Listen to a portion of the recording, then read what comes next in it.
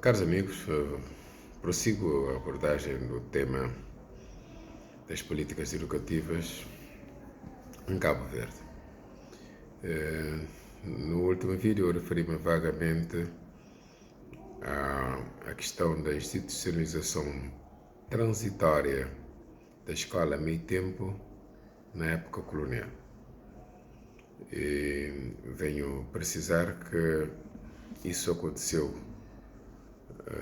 há cerca de 60 anos, mais precisamente em 1964, pelo Decreto-Lei número 45.908 de 2 de novembro de 1964, que no seu artigo 69 dizia o seguinte: enquanto o número de salas de aula for insuficiente, poderão funcionar nas mesmas instalações umas turmas no período de manhã e outras no da tarde, com agentes docentes diferentes, funcionando de manhã classes masculinas e de tarde as femininas. Ou seja, o poder colonial havia, neste diploma que promulgava a reforma do ensino elementar administrado nas províncias ultramarinas, entre as quais Cabo Verde, instituía a escola meio tempo apenas a título transitório, uma transitoriedade que prossegue. Eu tenho defendido que é possível, sim, instituir-se, já que, sobretudo, se quer aproximar o nosso modelo, a nossa organização de ensino do modelo europeu, do modelo da OCDE, onde funciona a escola o tempo inteiro, temos que ser suficientemente inteligentes para compreender que não é possível, de momento, sobretudo em contexto de crise, instaurar-se uma escola a tempo inteiro em moldes clássicos, com alunos todos a funcionar, a frequentar as aulas em regime presencial, devido ao número suficiente de parque escolar, e não é possível duplicar a construção de escolas em pouco tempo, mas é possível sim conciliar o ensino dito presencial com o ensino online para propiciar o acesso aos alunos a uma escolaridade que lhes permita estudar com muito mais qualidade, num ritmo mais em consonância com as suas capacidades de acompanhamento, com aquilo que eu costumo chamar de capacidade de carga dos alunos, com os seus ritmos de aprendizagem, para que estas aprendizagens sejam mais consolidadas, não é? E a escola não é apenas espaço para aprender, digamos, com pressão, um espaço só para isso, só para aprendizagem, mas também para vivência, para convívio, para socialização, para aprendizagem, para treino, para aprender com os outros, é verdade, para tirar dúvidas, mas é um espaço também que permite aos alunos aprender de forma segura. Contrariamente a que muitas vezes acontece quando os alunos vão ter que ficar em casa, entregues muitas vezes a si mesmos, ou digamos, ao cuidado de alguns vizinhos ou dos irmãos mais velhos, porque os pais estão ausentes e no período contrário ao da frequência das aulas. Portanto, poderia ser a escola o tempo inteiro algo muito virtuoso, não é?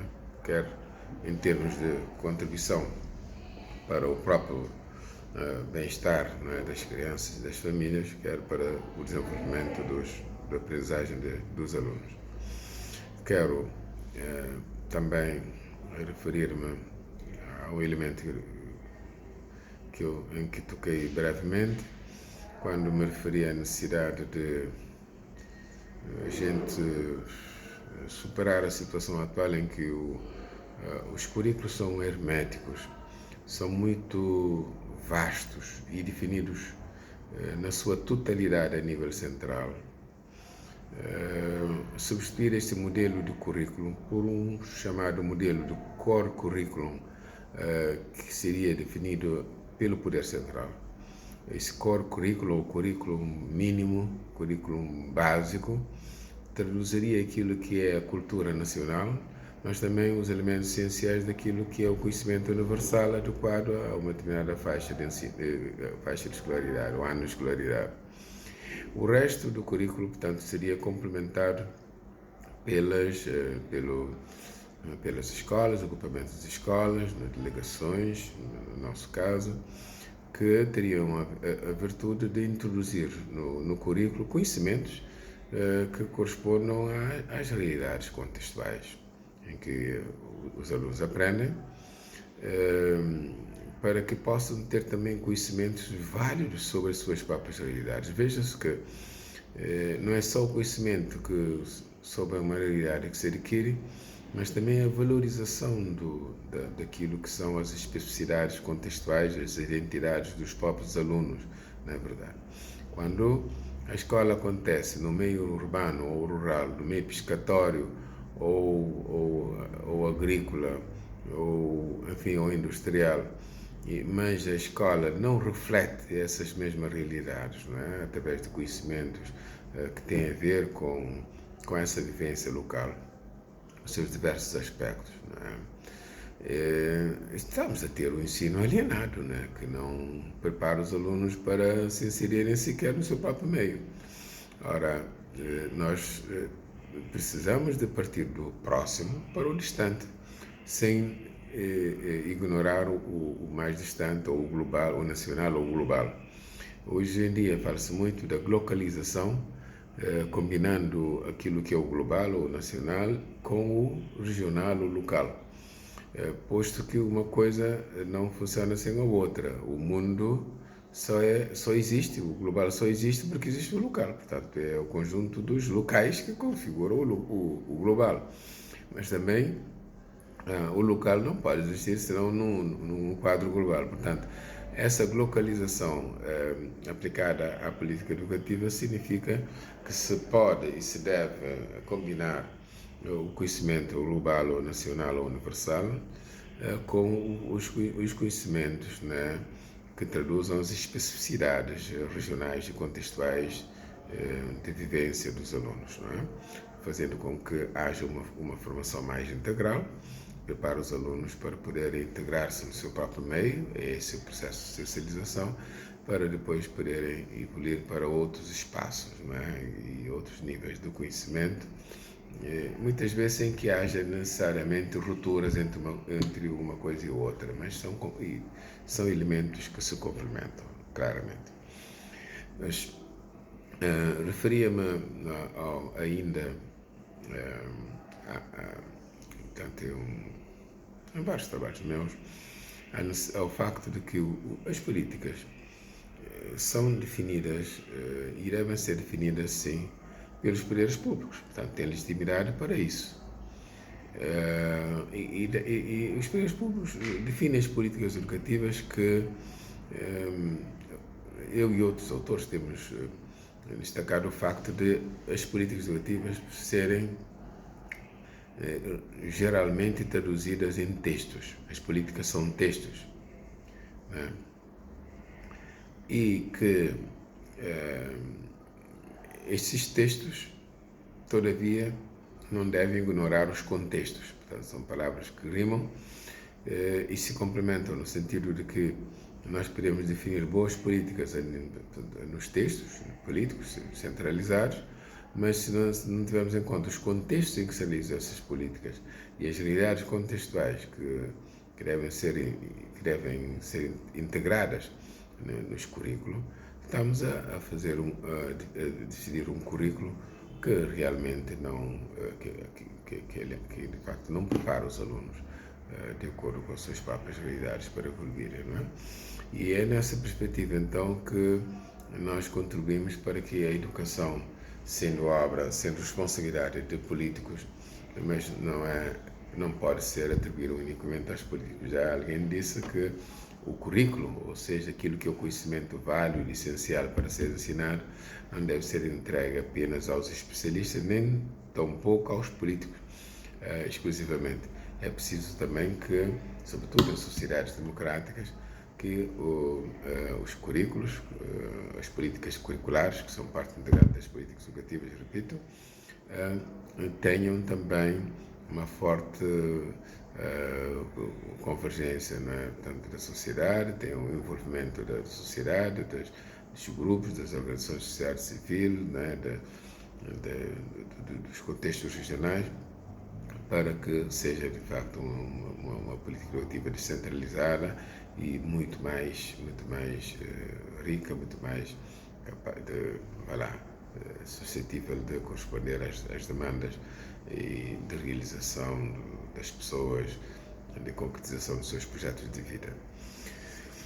Políticas educativas, portanto, em Cabo Verde são elementos importantes, né, da nossa evolução enquanto país. Tem tido avanços muito importantes, que já referi, mas eu queria realmente salientar que há um aspecto a ser separado. Nós temos uma política educativa que valoriza enormemente os testes sumativos, a avaliação, sobretudo a avaliação exterior à escola. O aparato avaliativo é enorme, é forte, não é? E rouba-se imenso tempo ao processo de ensino-aprendizagem e confere-se muito tempo e recursos à avaliação dita externa. Ora, não é isso adequado. O processo de ensino-aprendizagem integra, obviamente, a avaliação. A avaliação faz parte integrante do processo de ensino-aprendizagem. Todo professor que ensina avalia. Cada aula é avaliada. O professor sabe se ela foi bem conseguida ou não. É preciso formar professores, qualificá-los, mas confiar neles. Eles são profissionais honestos, que cumprem essa função. Então, as pessoas sabem, os alunos que não têm condições para passar de avaliação, para passar de ano numa avaliação. E então é preciso confiar nos professores, deixar que eles façam sua avaliação, e se tiver que haver avaliação externa sem que ela seja mínima, indispensável, mas envolva as escolas, os professores nessa avaliação. A avaliação não tem que vir surpreender os alunos com nada. Os alunos, pela avaliação, têm uma oportunidade de revelar o que aprenderam. Né? Portanto, uma avaliação desgarrada do processo de ensino-aprendizagem não serve os propósitos verdadeiramente da educação. E eu tenho defendido que é necessário dar mais tempo ao processo de ensino-aprendizagem e, durante o processo de ensino-aprendizagem, a avaliação, obviamente, e arranjar outros mecanismos para aferir a efetividade do conhecimento adquirido, né, da aprendizagem dos alunos, nomeadamente dando mais relevância à avaliação aferida. Com a vantagem de que a avaliação aferida, por não implicar, não ter influências na progressão dos alunos, não criar um desgaste excessivo nos alunos, nenhum estresse, e permitir, sim, aferir se os professores estão a avançar ou não. Portanto, há vários mecanismos para acompanhar o desempenho do professor. Há a supervisão, há a inspeção educativa, há várias formas de acompanhar o desempenho do professor, que não apenas através desse processo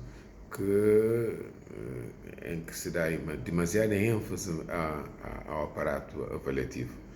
Né? Portanto, esse é um aspecto que, a meu ver, deve ser melhorado. Não é só a escala de Cabo Verde, portanto, isso é um problema, eu diria, universal, e nós estamos a sofrer no dia a dia esse problema que retira, esse problema de excesso de aparato avaliativo, que retira tempo à aprendizagem, não é? E não ajuda muito numa verdadeira educação. Obrigado. Continuamos o diálogo. Obrigado.